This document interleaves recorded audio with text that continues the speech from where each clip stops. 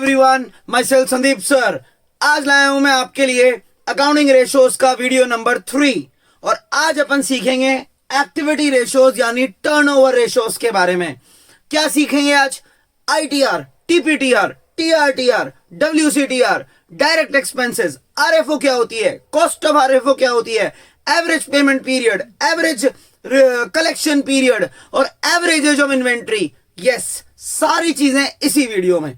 ठीक है, तो चलो बच्चों, बिना टाइम वेस्ट किए पढ़ाई स्टार्ट करते हैं। अब बच्चों सबसे पहले ये पढ़े कि हम एक्टिविटी रेशोज यानी टर्नओवर रेशोज क्यों फाइंड करते हैं, इनको फाइंड करने का क्या फायदा है, इनकी क्या सिग्निफिकेंस है, इंपॉर्टेंस है। सुनो, हम जब भी बिजनेस करेंगे ना तो उसके लिए हमें कोई ना कोई चीजों की जरूरत पड़ेगी, यानी कोई ना कोई रिसोर्स को हम यूज करेंगे। जैसे फर्स्ट है इन्वेंट्री, हमें दुकान में माल रखना पड़ेगा। सेकंड है फिक्स्ड असेट। फिक्स्ड असेट यानी जैसे land and building, plant and machinery, motor vehicle, furniture, fixture and fittings. एक हमें चाहिए वर्किंग कैपिटल। वर्किंग कैपिटल यानी डेली के एक्सपेंसेस पे करने के लिए हमारे पास सफिशिएंट मनी होना चाहिए। और एक ऑब्वियसली सारा माल हम दुनिया में लोगों को कैश में तो बेच नहीं पाएंगे, कुछ ना कुछ हम उधार में भी बेचेंगे। तो लोग हमारे क्या बनेंगे? टीआर यानी ट्रेड रिसीवेबल, यानी या तो डेटर या बीआर। इन सबको अपन बोलते हैं बिजनेस में रिसोर्स। इनके बिना बिजनेस नहीं किया जा सकता। तो जो एक्टिविटी रेशोज है उससे यह पता लगता है कि हम इन सारी चीजों को यानी इन रिसोर्सेस को एफिशिएंटली यूटिलाइज कर भी रहे हैं या नहीं। आया समझ में? क्या पता लगा कि हम इन्हें एफिशिएंटली यूटिलाइज कर भी रहे हैं या नहीं, और ये हमारी सेल्स बढ़ाने में कितनी मदद करते हैं। क्योंकि हर बिजनेस का एक ही मोटो है, क्या? कि उसका टर्नओवर बढ़े। टर्नओवर बढ़े यानी उसकी सेल्स बढ़े, उसी के लिए तो उसने रिसोर्सेज यूज करने। तो ये देखना, इसके थ्रू हम ये देखते हैं कि कितनी मदद कर रहे हैं ये रिसोर्सेज हमारा टर्नओवर यानी हमारी सेल यानी हमारी आरएफओ बढ़ाने में। आरएफओ यानी रेवेन्यू फ्रॉम ऑपरेशंस, इसका मतलब सेल्स। तो पूरा टॉपिक एक ही चीज का है कि हम ये इसलिए फाइंड कर रहे हैं। दो बात, फर्स्ट हम ये देखना चाहते हैं कि हमारे रिसोर्सेस प्रॉपर्ली यूटिलाइज हो रहे हैं या नहीं, और ऑब्वियसली ये कि ये रिसोर्सेस कितनी मदद करते हैं हमारी सेल्स को इंक्रीज करने में। ठीक है, अब ये कितने टाइप्स की होती है बच्चा? मेन तो 4 टाइप्स की, आईटीआर, टीआरटीआर, टीपीटीआर और डब्ल्यूसीटीआर। ये जो पहली 3 है इनके ये सब पार्ट्स हैं, यानी इनके थ्रू अपन ये 3 चीजें और फाइंड करेंगे। तो टोटल इस अमेजिंग क्लास में एक्टिविटी रेशोज की अपन ये 7 रेशोज को फुल डिटेल में पढ़ेंगे। ठीक है, आप चाहो तो एक बार इसका स्क्रीनशॉट ले लो। बच्चों सबसे इंपॉर्टेंट एक्टिविटी रेशो पढ़ें जो कि है इन्वेंट्री टर्नओवर रेशो, आईटीआर। इसका फॉर्मूला होता है कॉस्ट ऑफ गुड्स सोल्ड यानी cost of RFO upon average inventory. अब देखो बच्चों, कॉस्ट ऑफ आरएफओ यानी कॉस्ट ऑफ गुड्स सोल्ड, यानी जो भी आपने गुड्स बेचे हैं वो आपके घर में कितने के पड़े, यानी आपकी लागत क्या है। ठीक है, अब कॉस्ट ऑफ गुड्स सोल्ड निकालने के 3 फॉर्मूले होते हैं। ठीक है, सबसे इंपॉर्टेंट फॉर्मूला है ओपनिंग इन्वेंट्री यानी opening stock plus net purchase plus direct expense minus closing inventory. ये सारे नाम आपने प्रीवियस क्लास में ट्रेडिंग अकाउंट में पढ़े होंगे, तो 2 मिनट में आओ लर्न करते हैं। Opening inventory plus net purchase plus direct expense minus जो माल नहीं बिका यानी क्लोजिंग इन्वेंट्री। ये इसका पहला फॉर्मूला है। दूसरा फॉर्मूला इसको निकालने का होता है नेट आरएफओ यानी जितना आपने माल बेचा माइनस योर ग्रॉस प्रॉफिट। खत्म, ये तो सबसे इजी है भाई। जितना भी आपने नेट माल बेचा है, नेट आरएफओ आपकी नेट सेल है, उसमें से आप अपना ग्रॉस प्रॉफिट माइनस कर दो, पता लग जाएगा कि घर में ये माल कितने का आपको पड़ा। और अगर बाई चांस आपको ग्रॉस लॉस है तो ठीक है भाई, आप अपनी आरएफओ में ग्रॉस लॉस को ऐड कर दो ताकि आपकी लागत बढ़े। तो टोटल बच्चा कितने फॉर्मूले हो सकते हैं? 3, एक ये और 2 ऐसे जो आरएफओ से फाइंड होते हैं, net RFO minus gross profit या फिर net RFO plus gross loss. अब इसका डिनोमिनेटर है एवरेज इन्वेंट्री। बहुत इजी है, इसका तो नाम ही एवरेज है, यानी आपको ओपनिंग इन्वेंट्री और क्लोजिंग इन्वेंट्री को 2 से डिवाइड करना है। Opening plus closing divided by 2, यानी आपको इसका एवरेज निकालना है। तो पहले मैंने मेरे बच्चे के लिए न्यूमरेटर और डिनोमिनेटर दोनों बता दिए कि कैसे फाइंड होते हैं। अब इसमें बेटा एक नाम आया डायरेक्ट एक्सपेंस, तो मैंने सारी लिस्ट लिखी है आपके लिए कि ये नाम होते हैं डायरेक्ट एक्सपेंसेस के। डायरेक्ट एक्सपेंस वो एक्सपेंस होते हैं जो ट्रेडिंग अकाउंट में आते हैं, यानी जब हम माल को मैन्युफैक्चर करते हैं, प्रोड्यूस करते हैं, माल बनाते हैं, उस वक्त जो खर्चे होते हैं फैक्ट्री के अंदर, उनको बोलते हैं हम डायरेक्ट एक्सपेंसेस। डायरेक्ट एक्सपेंसेस अगर आपको 11th क्लास याद हो तो कभी भी प्रॉफिट एंड लॉस अकाउंट में पोस्ट नहीं होते। आपकी प्रीवियस क्लास के अकॉर्डिंग ये वो खर्चे हैं जो ट्रेडिंग अकाउंट में लिखे जाते हैं। किसमें मेरे बच्चे? ट्रेडिंग अकाउंट में। आओ कुछ इंपॉर्टेंट नाम लर्न करते हैं, जैसे कैरेज, जैसे फ्रेट, किराया भाड़ा, कैरेज फ्रेट यानी किराया वगैरह देना, carriage inward, freight inward, carriage on purchase, freight on purchase, cartage, cartage होता है बुलक कार्ट, हॉर्स कार्ट वगैरह का किराया देना जब हम एनिमल्स के थ्रू माल मंगवाते हैं, जैसे octroi, import duty, manufacturing expense, productive expense, factory heating and lighting, coal gas fuel, बहुत इंपॉर्टेंट नाम बोलूंगा अब, वेजेस और वेजेस एंड सैलरी। ये सारे नाम है ऐसे जिन्हें हम डायरेक्ट एक्सपेंस बोलते हैं।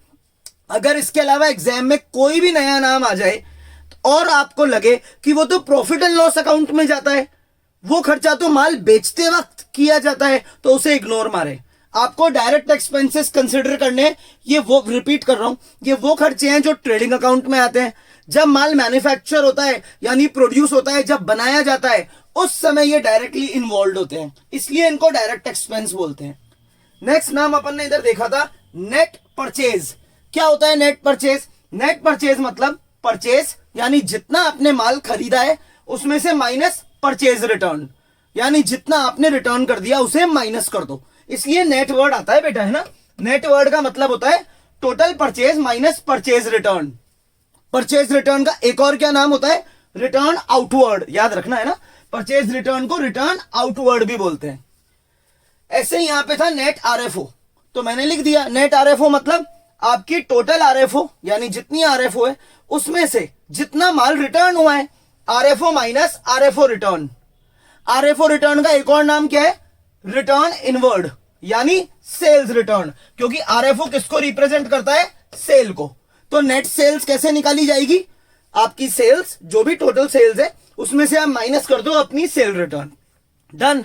चलो एक बार आप इसका स्क्रीनशॉट ले लो। अब बच्चों आप देखें कि आईटीआर यानी इन्वेंट्री टर्नओवर रेशियो को अपन क्यों फाइंड करते हैं, इसकी क्या सिग्निफिकेंस है।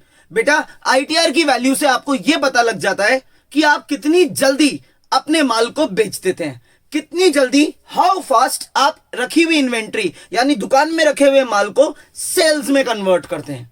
तो हर बिजनेसमैन चाहता है कि उसका आईटीआर जो है वो बहुत ज्यादा है। तो आप क्या लिखेंगे अगर एग्जाम में आ जाए तो? कि आईटीआर हायर द बेटर। जितनी ज्यादा आईटीआर, इसका मतलब 4 फायदे।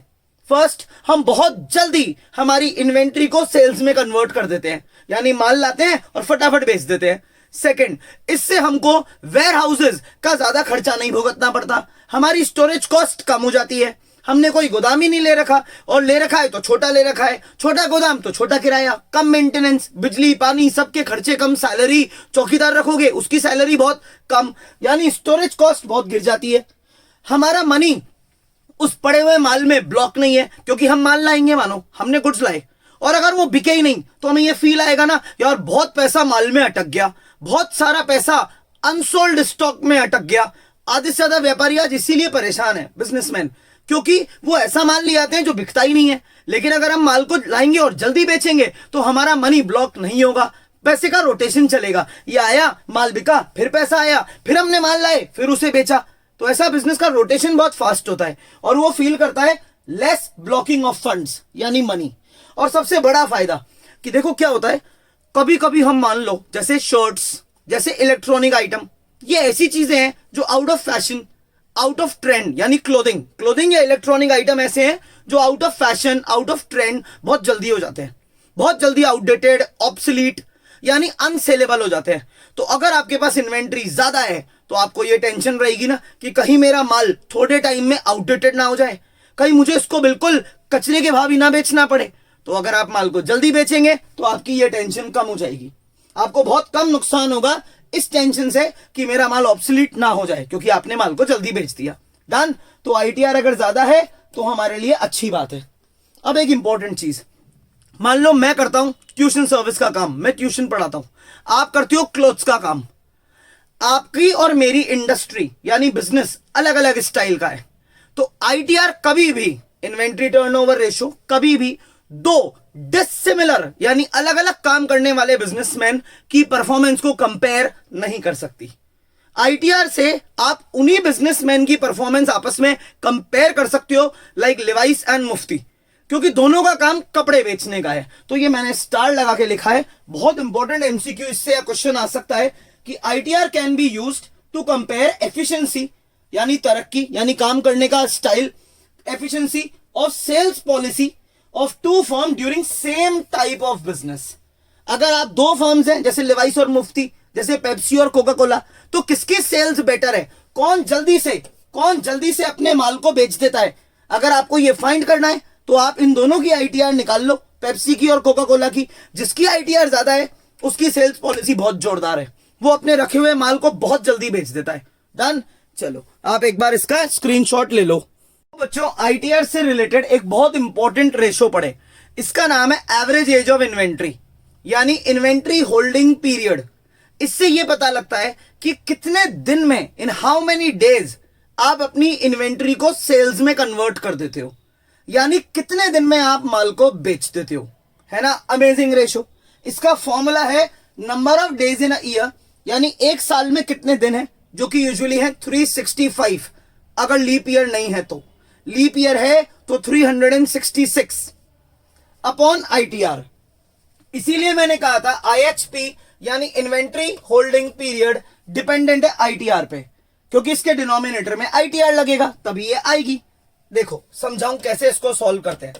एग्जांपल लो कि आपका आईटीआर गिवन है 5 टाइम्स, क्वेश्चन में गिवन है कि आईटीआर 5 टाइम्स है, तो अपन आईएचपी कैसे निकालेंगे, number of days in a year 365 upon ITR यानी 5, तो अपना आईएचपी आया 73 डेज।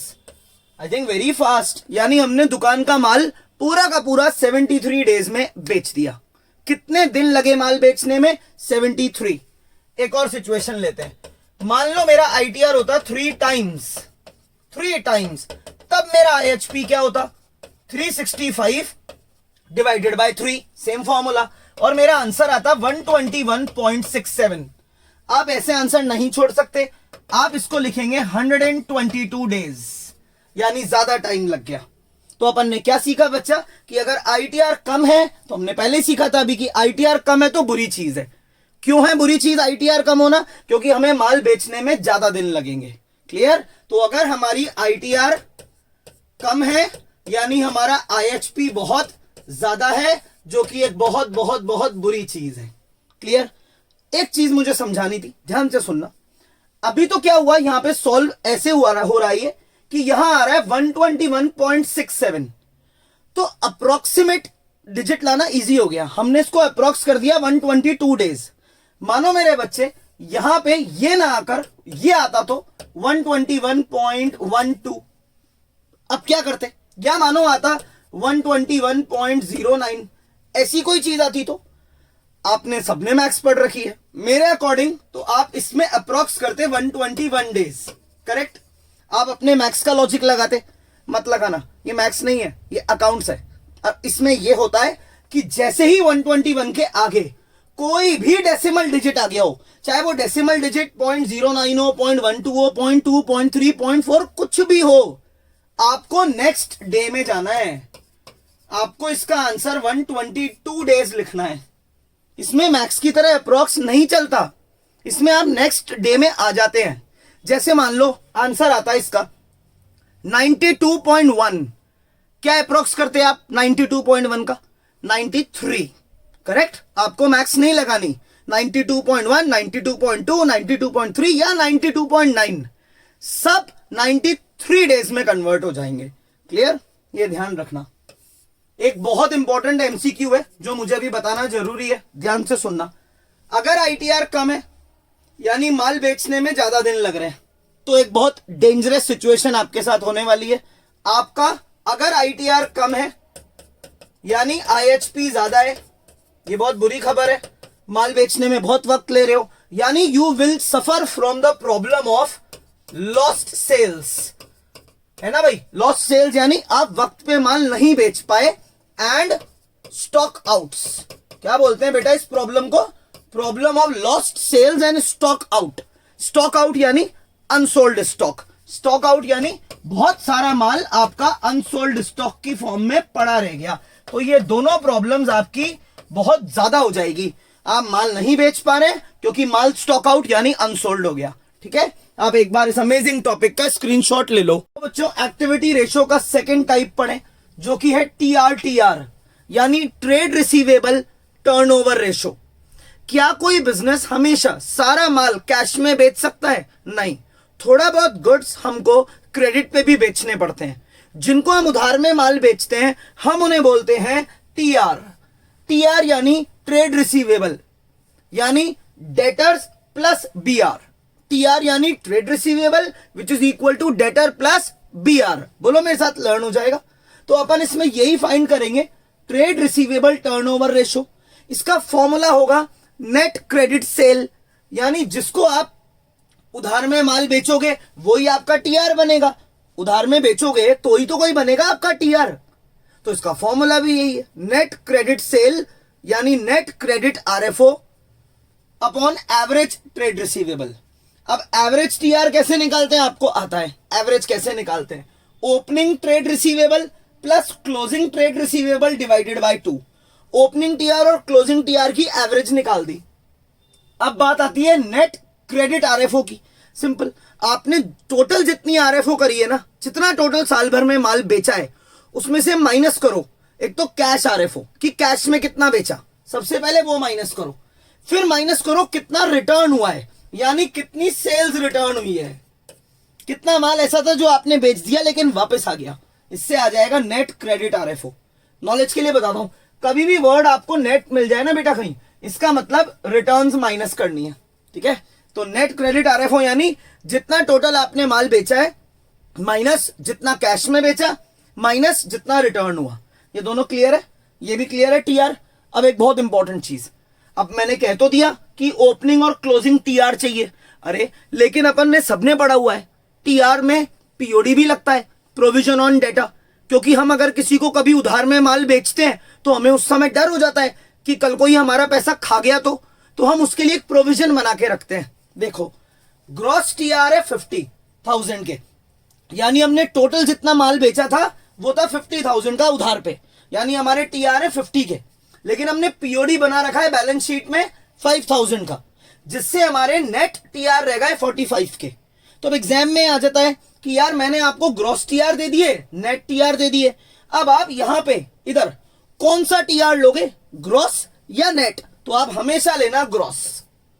पीओडी को इग्नोर मारना है और नेट टीआर को इग्नोर मारना है, क्योंकि ग्रॉस टीआर मतलब यार मैंने एक्चुअल में तो 50,000 रुपीज का माल उधार में बेचकर आपको 50,000 से मेरा टीआर लिख दिया। पीओडी मेरा एक इंटरनल शक है कि मैं आपकी नियत पे शक कर रहा हूं कि शायद आउट ऑफ 50 या 5,000 रुपीज खा सकते हो।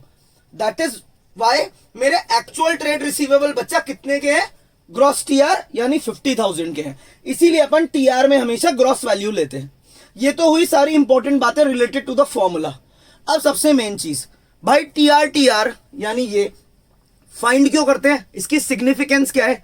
इसको फाइंड करने से ये पता लगता है कि कितनी जल्दी आपने उधार में तो माल बेच दिया, डन, लेकिन कितनी जल्दी आप उनसे पैसा रिकवर कर लेते हो, क्या स्पीड है आपकी पैसा रिकवर करने की। ये लिखा, it indicates the speed with which cash is collected from TR. कितनी जल्दी आपने उधार में बेच दिया, डन, बेचोगे, लेकिन आपने कितनी जल्दी उनसे पैसा वापस निकलवा लिया, that is shown by TR. Clear? इसीलिए कहा जाता है टीआर जितनी ज्यादा है उतनी बढ़िया है। टीआर अगर आपकी ज्यादा है ना, इसकी वैल्यू अगर आपकी ज्यादा है in comparison to your past और in comparison to your competitor, तो ये अच्छी बात है। इसका मतलब ये होता है fast money collection from TR. आप बहुत जल्दी पैसा कलेक्ट कर लेते हो, आपकी लिक्विडिटी पोजीशन बहुत स्ट्रांग है, क्योंकि आपके पास वापस से जल्दी से कैश, आपके हाथ में कैश रहता है, भाई बेच तो दिया उधार लेकिन जल्दी से निकलवा भी लिया, तो आपकी लिक्विडिटी पोजीशन बहुत अच्छी है। आपका पैसा डूबना यानी बैड डेट्स होने के चांसेस बहुत कम है। और कई लोग है ना पैसा निकलवाने के लिए रिकवरी एजेंसी हायर करते हैं, गुंडे हायर कर लेते हैं, समझ में आ रहा है? तो ऐसा खर्चा बच गया, यानी लेस एक्सपेंसेस ऑन कलेक्शन। कोई पैसा ही नहीं देने रिकवरी वालों को, क्योंकि आप खुद ही टाइम से पैसा कलेक्ट कर लेते हो। ये सिग्निफिकेंस है टीआर की। ये मैंने लिखा है कि टीआर ज्यादा है तो हम खुश हैं। क्यों खुश है, ये उसके रीजन है। ये नेसेसरी फॉर्मूला है, आप चाहो तो इसका स्क्रीनशॉट ले लो। बच्चों इस टीआर से रिलेटेड एक और रेशो है जिसका नाम है एवरेज कलेक्शन पीरियड। नाम से ही पता लग गया होगा, एवरेज कलेक्शन पीरियड यानी कितने दिनों में अपन अपना पैसा रिकवर कर लेते हैं। उधार में बेच रहे हैं, डन, लेकिन कितने दिन लगेंगे उनसे कैश कलेक्ट करने में, वो इससे पता लगता है। इसका फॉर्मूला है days in a year upon TR. जैसे एक एग्जांपल देके समझाता हूं। मान लो मेरा टीआर है 10, ठीक है, बहुत अच्छा है 10 अगर है तो मेरा एवरेज कलेक्शन पीरियड यानी एसीपी होगा 365 यानी days in a year, 365 upon 10 यानी 36.5, जिसको मैं लिखूंगा 37 डेज, यानी विद इन 37 डेज में मेरा पैसा रिकवर कर लेता हूं। अब मान लो इसकी जगह मेरा टीआर मानो आप इसकी जगह होता 5 टाइम्स। क्या होता मेरे बच्चे, बोलो 5 टाइम्स। तो मेरा एवरेज कलेक्शन पीरियड होता 365 अपॉन 5 यानी 73 डेज, यानी मुझे इनके कंपैरिजन में डबल टाइम लगता है मेरा पैसा कलेक्ट करने में। तो अपन ने क्या सीखा कि एवरेज कलेक्शन पीरियड जितना कम उतना बढ़िया। तो टीआर में यह सीखा तुम जितने ज्यादा उतना बढ़िया। इसका रिवर्स यानी एवरेज कलेक्शन पीरियड जितना कम उतना बढ़िया। देखो ये कम है ना तो ये बढ़िया है। क्यों है बढ़िया, ये रीजन वापस से सेम। इसका एक बार रिवाइज करा देता हूं। अगर हमारा एवरेज कलेक्शन पीरियड कम है, इतना सही है, तो हम बहुत खुश हैं। क्यों है खुश? फर्स्ट, हम हमारा मनी लोगों से जल्दी कलेक्ट कर लेते हैं। हमारी लिक्विडिटी बहुत स्ट्रांग है, बहुत स्ट्रांग। इसका मतलब ये होता है नो ब्लॉकेज ऑफ फंड, हमारा पैसा अटका नहीं है। नो ब्लॉकेज ऑफ फंड यानी मनी, हमारा पैसा टीआर में अटका हुआ नहीं है। हमारे बैड डेट्स होने के चांसेस बहुत कम है, पैसा डूबने के चांस कम है, क्योंकि हमने बहुत जल्दी पैसा रिकवर कर लिया। और सबसे इंपॉर्टेंट चीज, हमारे कलेक्शन पे कोई पैसे नहीं लगेंगे, यानी हमें कोई रिकवरी वालों को हायर नहीं करना पड़ेगा कि भाई पैसे लो और इन लोगों से हमारा पैसा निकलवाओ। डन। चलो एक बार आप इसका स्क्रीनशॉट ले लो। बच्चों एक्टिविटी रेशियोज का थर्ड टाइप पढ़ें, यह है TPTR, trade payable turnover ratio. Trade payable मतलब क्रेडिटर्स एंड बिल पेएबल, ये लिखा मैंने। ट्रेड पेएबल मतलब क्रेडिटर और बिल पेएबल का टोटल। कौन बनता है हमारा ट्रेड पेएबल?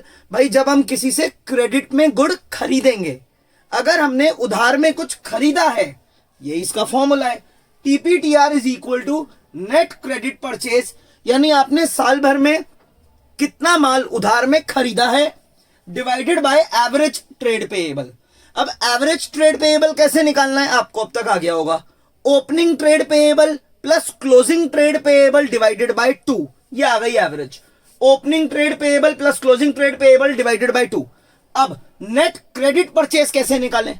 तो भाई पहले तो वर्ड है क्रेडिट परचेज, बहुत इजी है। टोटल जितना भी माल आपने साल भर में खरीदा, यानी आपकी total purchase minus your cash purchase, यानी आपने कैश में कितना खरीदा, परचेज में से आप अपनी कैश परचेज माइनस कर दो। और नेट वर्ड लाना है तो इसका मतलब आपने कुछ खरीदा है, डन, लेकिन कुछ रिटर्न भी तो किया होगा, यानी साल भर में की गई परचेज रिटर्न यानी रिटर्न आउटवर्ड्स को भी माइनस कर दो। ये रहा टोटल परचेज में से कैश परचेज माइनस होगा और परचेज रिटर्न माइनस होगा। परचेज रिटर्न यानी रिटर्न आउटवर्ड, तब आएगा बच्चे नेट क्रेडिट परचेज। तो इसको निकालने के लिए ये 3 चीजों की जरूरत पड़ती है, वो मैंने लिख दी। अब इसकी सिग्निफिकेंस, यानी अपन टीपीटीआर पढ़ ही क्यों रहे हैं, क्यों इसकी वैल्यू जानना जरूरी है? अरे इससे ये पता लगता है कि आप अपने ट्रेड पेएबल को यानी कर्जदारों को, क्रेडिटर्स को कितनी जल्दी पेमेंट करते हो। ये रहा, it indicates speed with which cash is paid to TP. हर बिजनेसमैन और मनी लेंडर्स यानी क्रेडिटर्स सब चाहते हैं कि एक फर्म का, एक बिजनेस फर्म का टीपीटीआर ज्यादा रहे। ये रहा, हायर द बेटर, जितनी ज्यादा होगी उतने लोग खुश हैं। इसका मतलब आप बहुत जल्दी अपना उधार चुका देते हो। फर्स्ट पॉइंट, इसलिए चुकाते होंगे क्योंकि आपकी फाइनेंशियल पोजीशन अच्छी है, आपकी लिक्विडिटी पोजीशन अच्छी है, आपके हाथ में ऑलमोस्ट हर समय कैश की अवेलेबिलिटी रहती है। आ रहा है समझ में? मार्केट में आपकी रेपुटेशन, गुडविल अच्छी बनती है इससे, क्योंकि आप टाइम से अपना पेमेंट देते हो। आपकी क्रेडिट वर्दिनेस, जिसको बोलते हैं market reputation, credit worthiness improve होती है। क्रेडिट वर्दिनेस मतलब कि अगली बार आप किसी से क्रेडिट मांगोगे तो मार्केट में आपकी वर्थ है, वैल्यू है, बोलते ही आपको लोग उधार दे देंगे क्योंकि आप टाइम से उनका पेमेंट करते हो। तो इसीलिए कहा जाता है कि अगर टीपीटीआर बढ़ी हुई है, ज्यादा है, तो हम बहुत खुश हैं। ये उसके रीजंस हैं। अब इसी टीपीटीआर से रिलेटेड एक वेरिएंट और है, एक टाइप और है जो पढ़ना है, जो कि है average payment period. Simple, average payment period से क्या पता लगेगा? जैसा नाम वैसा काम, यानी हम कितने दिन में हमारा पेमेंट टीपी को कर देते हैं, कितने दिन लगते हैं हमें इन्हें पे करने में। आओ एक सिचुएशन लेके समझे। मान लो एक बंदे का टीपीटीआर है 2 टाइम्स, सिर्फ 2 टाइम्स है, बहुत टाइम लेता होगा ये पैसे देने में। तो इसका एवरेज पेमेंट पीरियड आएगा डेज इन अ ईयर, यानी 365 डिवाइडेड बाय उसका टीपीटीआर, यानी डिवाइडेड बाय 2, यानी इस बंदे को लगते हैं 182.5 डेज, जिसे अपन अप्रॉक्स करके क्या लिखेंगे, मतलब एक वैल्यू आगे लेके 183 डेज। इसको 183 दिन लग जाते हैं अपना पेमेंट करने में। क्लियर? अब मानो इसी के अगेंस्ट एक बंदा है, इसके मतलब सॉरी, जिसका टीपीटीआर गिवन है मानो आप 4 टाइम्स, तो इसका एवरेज पेमेंट पीरियड क्या आएगा? Days in a year divided by 4, यानी 91.25 डेज, यानी एक दिन आगे ले जाओ। इसको लगते हैं सिर्फ 92 डेज। इसको कम दिन लगे ना, इसको लगे 183 डेज पेमेंट करने में, इसको लगे 92 डेज। यानी हमने क्या सीखा कि एवरेज पेमेंट पीरियड जितना कम है उतना बढ़िया है। एवरेज पेमेंट पीरियड कम है तो बढ़िया है, यानी बहुत कम दिनों में मैं आपका पेमेंट दे देता हूं। क्या सीखा बच्चे ने? टीपीटीआर ज्यादा, यानी ये रहे देखो ज्यादा है ना, इससे टीपीटीआर ज्यादा तो एवरेज पेमेंट पीरियड कम। क्या फायदे? ये फायदे। डन। चलो एक बार आप इस टॉपिक का स्क्रीनशॉट ले लो। तो बच्चों अब अपन एक्टिविटी रेशियोज का लास्ट टाइप पढ़ेंगे, जो कि है WCTR, यानी वर्किंग कैपिटल टर्नओवर रेशो। सुनो, हम इसको क्यों फाइंड करते हैं? हम इसको इसलिए फाइंड करते हैं कि हम ये जानना चाहते हैं कि जो हमारे करंट असेट्स हैं, यानी cash in hand, cash at bank, TR, trade receivable, inventory, हम इन करंट असेट्स को एफिशिएंटली यूटिलाइज, प्रॉपर यूटिलाइज कर भी रहे हैं या नहीं। हमने मनी सही जगह इन्वेस्ट तो किया है ना, हम माल बेच तो देते हैं, सॉरी हम माल मंगा तो लेते हैं, यानी इन्वेंट्री इकट्ठी तो हो जाती है, लेकिन हम उसको जल्दी सेल्स में तो कन्वर्ट कर देते हैं ना। TR, हम लोगों को उधार में तो माल बेच रहे हैं, लेकिन उनसे हम पैसा तो जल्दी कलेक्ट कर लेते हैं ना। यानी इन सबका मिक्सचर है WCTR, जो भी अब तक आप एक तरीके से आपने पढ़ लिया। तो WCTR हम क्यों पढ़ते हैं? वापस रिपीट कर रहा हूं, इसलिए पढ़ते हैं क्योंकि हम ये जानना चाहते हैं कि हम हमारे करंट असेट्स को प्रॉपर्ली यूटिलाइज कर रहे हैं नहीं। कैसे पता लगता है बताओ कि हमने चीजों को सही यूटिलाइज किया है? आई थिंक ये पता लगता है बिजनेस की RFO से। RFO यानी आपने कितना माल बेचा, तो बस ये इसका आंसर है। अगर RFO ज्यादा है, आप काफी माल बेच रहे हो, इसका मतलब आप अपने वर्किंग कैपिटल यानी अपने करंट असेट्स को प्रॉपर्ली यूटिलाइज कर रहे हो। ये मैंने यहां लिख दिया, एक बार रीड आउट कर दे। It shows how efficiently working capital यानी करंट असेट्स जैसे कि TR, inventory, cash are being utilised in making RFO। बस RFO ज्यादा यानी वर्किंग कैपिटल को हमने यानी करंट असेट्स को हमने बहुत प्रॉपर्ली एफिशिएंटली यूटिलाइज किया है। अब एक अमेजिंग MCQ WCTR से रिलेटेड आता है, जो कि ये है कि बिजनेस 2 टाइप के होते हैं। एक तो मैं इस गुड का बन सकता हूं मैन्युफैक्चरर, यानी मैं इसको करता हूं प्रोड्यूस, और एक मैं बन सकता हूं इसका ट्रेडर, यानी मैं किसी से बना बनाया माल लेता हूं और फिर इसको थोड़ा प्रॉफिट लगाकर कंज्यूमर को बेचता हूं। तो भाई WCTR की वैल्यू ज्यादा जानने में कौन इंटरेस्टेड है? भाई इसकी वैल्यू जानना दोनों चाहेंगे, दोनों के लिए इंपॉर्टेंट है, मैन्युफैक्चरर हो या नॉन मैन्युफैक्चरर हो, दोनों ये देखना चाहेंगे कि वो अपने करंट असेट्स को प्रॉपर्ली यूटिलाइज कर रहे हैं या नहीं। लेकिन अगर आ जाए कंपेयर करो कि किसके लिए ज्यादा इंपॉर्टेंट है, तो आप लिखकर आना फॉर अ ट्रेडर, यानी नॉन मैन्युफैक्चरिंग फर्म्स जो ट्रेडर्स होते हैं, इनके लिए WCTR हाई होना बहुत जरूरी होता है। क्यों? क्योंकि ये ऑब्वियसली इनको लिक्विड कैश चाहिए हाथ में, day to day electricity bill pay करने के लिए, रेंट पे करने के लिए, इनके ऑपरेटिंग एक्सपेंसेस अच्छे होते हैं, ये माल भी उधार में लोगों को बेचते ही बेचते हैं। तो काफी रीजंस होते हैं जिसके कारण नॉन मैन्युफैक्चरिंग फर्म्स के लिए ज्यादा इंपॉर्टेंट हो जाता है WCTR की वैल्यू जानना। ठीक है, ये MCQ बहुत इंपॉर्टेंट है, एक बार मैं डबल टिक मार देता हूं ताकि आपको याद रहे। अब एक क्वेश्चन आता है कि WCTR ज्यादा है तो आप खुश हो क्या? बोलना यस।